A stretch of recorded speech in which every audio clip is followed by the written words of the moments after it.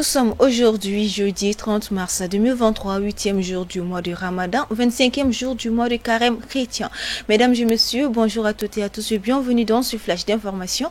Donc voici les titres. Mali Côte d'Ivoire, les échanges commerciaux attendent 919 milliards de francs CFA en 2022. Lutte contre l'exploitation illégale des ressources minières, une centaine d'orpailleurs clandestins interpellés depuis le début des opérations. Bacas, dont aux réfugiés du Burkina Faso. Médecins sans frontières, une présence réconfortante pour les populations malgré un contexte sécuritaire très difficile. 32 ans après son avènement, une transition engage la refondation de l'État pour corriger les failles de la démocratie. Moscou, le terrorisme en Afrique de l'Ouest a augmenté sur le fond d'opérations occidentales.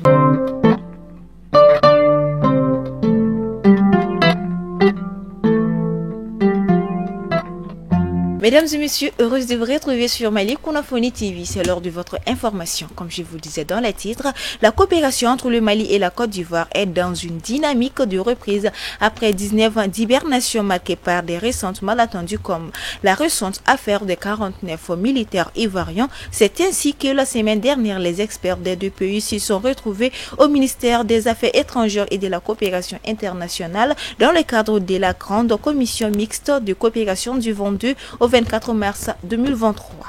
Au centre de leurs travaux, l'évaluation des conclusions et des recommandations de la précédente session de la grande commission mixte de coopération qui s'est tenue en 2004. Il s'agissait donc de mesurer les progrès réalisés, de baliser les obstacles rencontrés et d'envisager ensemble de nouvelles perspectives.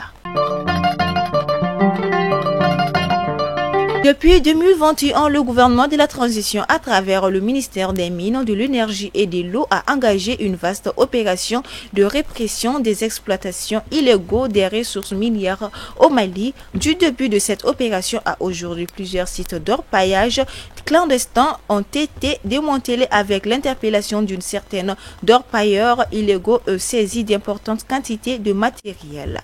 La dernière date seulement du lundi 27 mars 2023.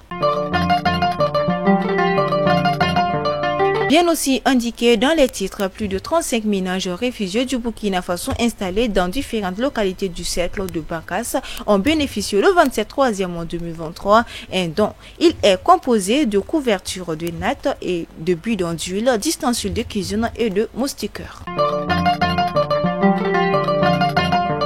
Mesdames et messieurs, comme je vous disais dans les titres, l'ONG Médecins sans frontières MSF, en collaboration avec le ministère de la Santé et du Développement social, a organisé un café de presse le 21 mars 2023 à l'hôtel Salam de Bamako. Il s'agissait de partager avec les médias son bilan annuel 2022 et ses perspectives pour l'année 2023. L'événement a été présidé par le représentant du ministère de la Santé et du Développement social, Dr Moulay Haïdara, et de l'Office national de la santé et de la production.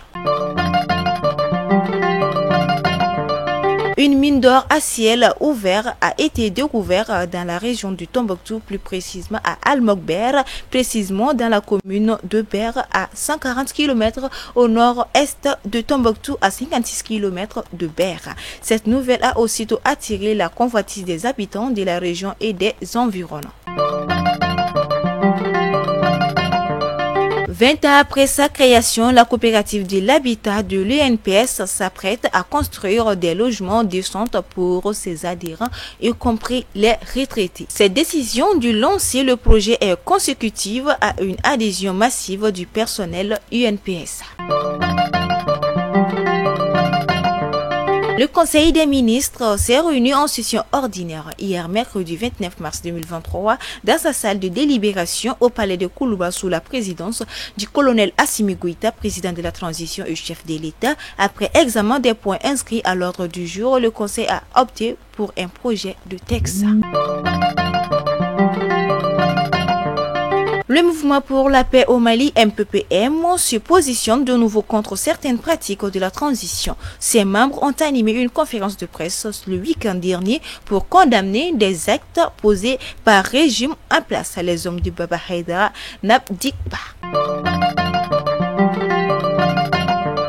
Et pour finir, le terrorisme ne cesse d'accroître en Afrique occidentale et au Sahel, malgré plusieurs opérations occidentales selon le représentant de la Russie auprès de l'ONU. Mais les pays africains sont libres de choisir leurs partenaires en matière de sécurité, fait remarquer Vasily Mebenzer. Les pays africains ont le droit de choisir avec qui coopérer dans le domaine de la sécurité, surtout après l'échec des pays occidentaux à assurer la stabilité dans la région, a déclaré le 28 mars Vassili Nebenzia, représentant permanente de la Russie auprès des Nations Unies.